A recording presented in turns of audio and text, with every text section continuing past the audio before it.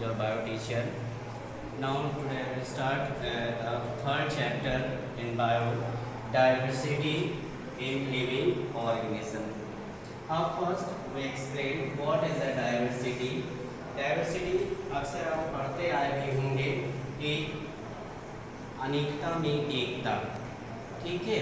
जैसे simply country की जो भारत देश है उसमें बहुत सारे स्टेट्स हैं, डिस्ट्रिक्ट्स हैं, अलग अलग तरह के पीपल्स रहते हैं, उनके कल्चर्स अलग अलग हैं, खान पीन है, लेकिन अगर टोटल माना जाए तो सारे के सारे क्या हैं, भारतीय हैं। वो टर्म्स हो गया आपका डाइवर्सिटी। लेकिन हमें पढ़ना क्या है, बायोडाइवर्सिटी। उससे पहले एक टर्म्स हम बता दें, बायोलॉजी दो सबसे मिलकर बना है।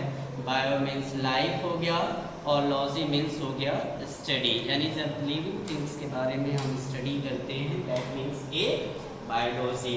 यहाँ दो टर्म्स है, first is father of zoology and father of botany.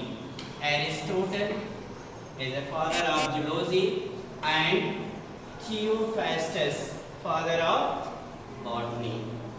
Now come to topic diversity. Biodiversity. Biodiversity by means a large particular area when living two or more different type of species together, यानी किसी भी particular area में जब दो या दो से अधिक टाइप के स्पीसीज बिलोंग करते हैं दैट मीन्स बायोडाइवर्सिटी। इसमें इंक्लूड क्या होंगे, प्लांट भी इंक्लूड होंगे, एनिमल्स भी होंगे, माइक्रो ऑर्गेनिज्म भी होंगे, एक्वाटिक एनिमल्स भी आएंगे। अब इस पूरे बायोडाइवर्सिटी को चूँकि लॉस है उनको हमें स्टडी करने में प्रॉब्लम क्रिएट होती है, तो उस प्रॉब्लम को सॉल्व करने के लिए एक टर्म्स का यूज किया गया, classification. Classification by means the systematic manner arranged into biodiversity, यानी बायोडाइवर्सिटी में जो स्पीसीज हैं उनको एक सिस्टमैटिक वे में अरेंज करने के मेथड को बोलते हैं क्लासिफिकेशन। अब ये अरेंजमेंट कैसे करते हैं, ये दो मेथड्स होते हैं। First is a artificial system of classification और सेकंड हो गया नेचुरल सिस्टम ऑफ क्लासिफिकेशन। ध्यान से समझिएगा, आर्टिफिशियल सिस्टम ऑफ क्लासिफिकेशन में ये होगा जब हम बायोडाइवर्सिटी में जो डिफरेंट स्पीसीज हैं उनको अगर हम मॉर्फोलॉजिकल बेसिस, मॉर्फोलॉजी मीन्स होता है एक्सटर्नल फीचर्स, एनाटॉमी मीन्स होता है इंटरनल फीचर्स, यानी जब हम मॉर्फोलॉजिक बेस पे स्पीसीज को अलग अलग कैटेगराइज करेंगे तो उसको हम बोलेंगे artificial system of classification. Second आता है natural system of classification. Natural system of classification bye means arrangement of species include morphology, anatomy, embryology, यानी ये पूरी इतनी डिटेल जानकारी लेने के बाद अगर हम स्पीसीज को अलग अलग ग्रुप में कैटेगराइज करते हैं तो उसको हम बोलेंगे natural system of classification. Clear. Next आता है बायनॉमिनल नॉमेनक्लेचर। अब तो ये क्लियर हो गया कि भाई हमने स्पीसीज को भी अलग अलग बांट दिया, क्लासिफाई कर दिया।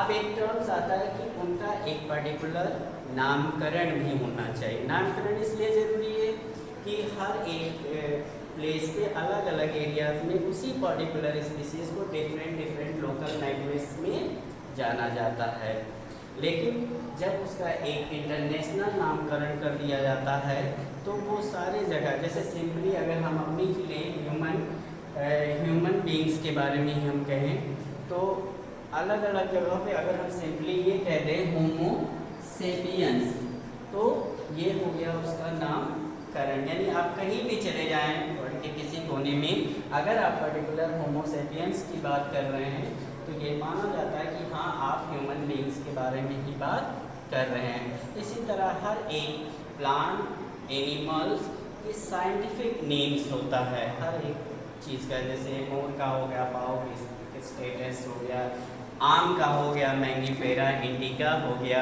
ऐसे ही यूज होता है। तो इसमें दो टर्म्स आपके आते हैं, first is a genus, second is species. इसको भी ध्यान से समझिएगा, जीनस और स्पीसीज।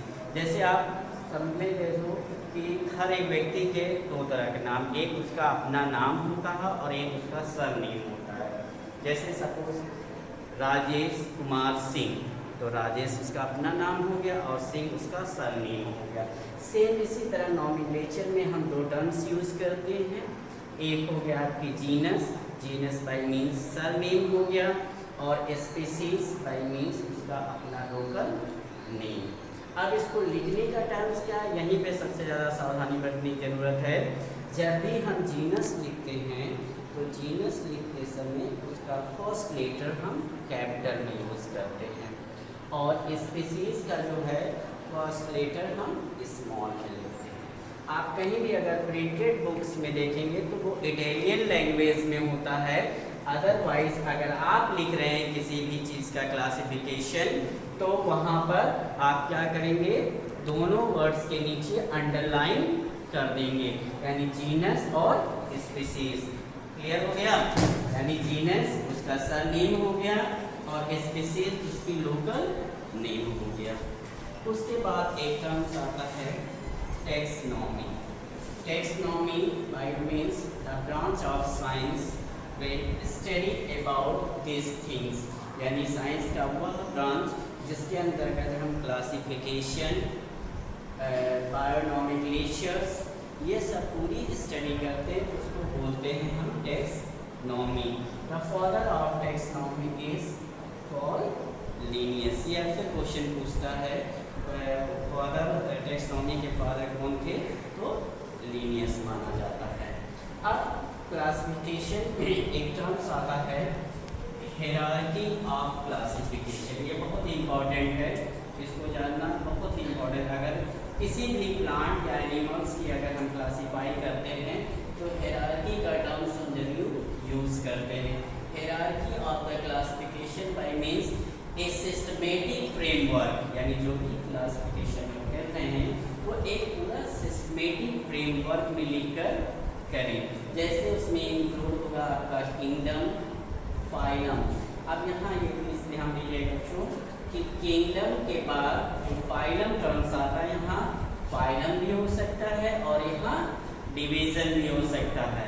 ये सोचिएगा कि जब हम एनिमल्स किंगडम की क्लासिफिकेशन करते हैं तो वहाँ पर किंगडम के बाद फाइलम यूज करते हैं, और अगर जब हम प्लांट की क्लासिफिकेशन करते हैं तो वहाँ किंगडम के बाद डिवीजन लिखते हैं। यहाँ पे गलती मत करिएगा, यहीं पे अक्सर गलती हो जाता है कि पूरा भरा लिखते चले आते हैं बच्चे। किंगडम के बाद अगर प्लांट का कर रहे हैं तो हम क्या लिखेंगे, डिवीजन लिखेंगे, और अगर हम एनिमल्स की क्लासिफिकेशन कर रहे हैं तो वहाँ हम क्या लिखेंगे, फाइलम लिखेंगे। फिर क्लास आता है order, family, genus and species. अब वन बाय वन इसको समझ लीजिए। किंगडम में हम क्या लिखते हैं, किंगडम में हम ये लिखते हैं कि अगर मान लीजिए प्लांट के बारे में स्टडी कर रहे हैं तो प्लांट दिया, एनिमल्स के बारे में स्टडी कर रहे हैं तो एनिमल दिया। तो हम यहाँ पर ह्यूमन बींग्स की स्टडी कर रहे हैं, अगर ह्यूमन बींग्स का हम क्लासिफिकेशन कर रहे हैं तो किंगडम में क्या हो जाएगा, एनिमलिया हो जाएगा। फाइलम में लिखते हैं, फाइलम एनिमल किंगडम को दो पार्ट्स में डिवाइड किया, वर्टिब्रेट्स और इनवर्टिब्रेट्स बाय मींस कॉर्डेटा और नॉन कॉर्डेटा। तो ह्यूमन बींग्स किसमें आता है, कॉर्डेटा में आता है। नेक्स्ट आता है क्लास। फाइलम के बाद क्लास में डिवीजन होता है। अगर मान लीजिए कॉर्डेटा है तो कॉर्डेटा में 5 क्लासेस हैं, एवीज है, एम्फीबिया है, रेप्टाइल्स है, मैमल्स है। तो ह्यूमन किसमें आएगा, मैमलिया में आएगा।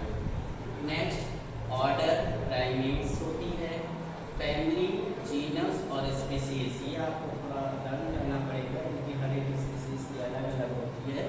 तो फैमिली हो गया हेमिकार्डेटा, जीनस हो गया होमो और स्पीसीज हो गया सेपियंस।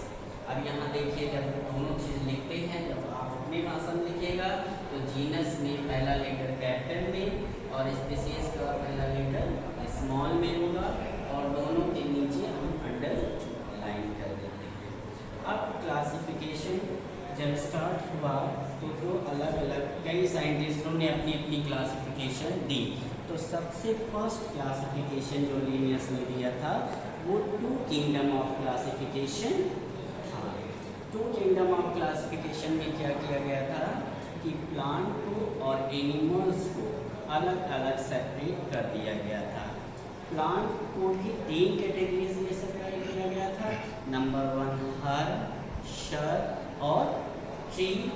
एनिमल्स को डिवाइड किया गया 2, एक वाइट ब्लड्स और एक विदाउट रेड ब्लड और दूसरा विदाउट रेड। फिर और जनरेशन बढ़ी तो उसमें आया 5 kingdom of classification. 5 kingdom of classification में इसको दिया था R.H. वाइटेकर ने। इसमें क्या क्या इंक्लूड था? मोनेरा था, प्रोटेस्टा था, फंजाई था, प्लांटिया और एनिमलिया था। मोनरा सबसे पहला टर्म्स मोनरा यूज़ किया गया। मोनरा माइक्रोस्कोपिक एनिमल्स होते हैं जो हमें नेकेड आइट से दिखाई नहीं देते हैं। मोनरा में ऑटोट्रॉप्स भी हो सकते हैं और हेटेरोट्रॉप्स होते हैं। मोनरा में 3 तरह के हो गए, आर्कियोबैक्टीरिया, साइनोबैक्टीरिया और माइकोप्लाज्मा। आर्कियोबैक्टीरिया सबसे ओल्डेस्ट माना जाता है माइक्रो ऑर्गेनिज्म में। जो मिथेनोजेनिक कंपाउंड्स फॉर्म होती है वो आर्कियोबैक्टीरिया होते हैं। यही आर्कियोबैक्टीरिया का जब इवोल्यूशन हुआ, evolution bye means the changes, जो पुरानी स्पीसीज होते हैं उससे नए स्पीसीज का जो फॉर्मेशन होता है दैट इज कॉल्ड इवोल्यूशन। तो आर्कियोबैक्टीरिया का जो इवोल्यूशन टर्म्स हुआ वो हुआ eubacteria. Eubacteria bye means true bacteria. इसमें सेल वॉल्स आपके प्रेजेंट होंगे। नेक्स्ट आया आपका साइनोबैक्टीरिया। साइनो मीन्स ये ब्लू ग्रीन एल्गी होते हैं जिसमें फोटोसिंथेटिक पिगमेंट्स पाए जाते हैं। उस ब्लू ग्रीन एल्गी में जैसे नॉस्टॉक, एनाबेना, ये आपके लिग्नेसी फैमिली के प्लांट में के रूट्स में पाए जाते हैं जो प्रोटीन नाइट्रोजन फिक्सेशन में हेल्प करते हैं। एंड लास्ट आता है आपका mycoplasma. Mycoplasma is the smallest cell, यानी सबसे छोटी जो सेल होती है वो माइकोप्लाज्मा होता है। Generally name is PP yellow. ठीक, कॉमनली इसको हम कहते हैं चोकर ऑफ प्लांट किंगडम। चोकर of plant kingdom bye means कि इसकी सेल वॉल जो होती है वो फिक्स नहीं होती, इसीलिए हम इसको kingdom of joker of plant kingdom कहते हैं। और यही जो PP येलो है, जो बच्चों में निमोनिया होती है उसका मेन कॉजल ऑर्गेनिज्म यही होता है। ठीक, नेक्स्ट टॉपिक में और भी हम इसके मोनेरा के बारे में, प्रोटेस्टा के बारे में, प्लांटिया के बारे में और एनिमल्स के बारे में डिटेल स्टडी करेंगे। Thank you.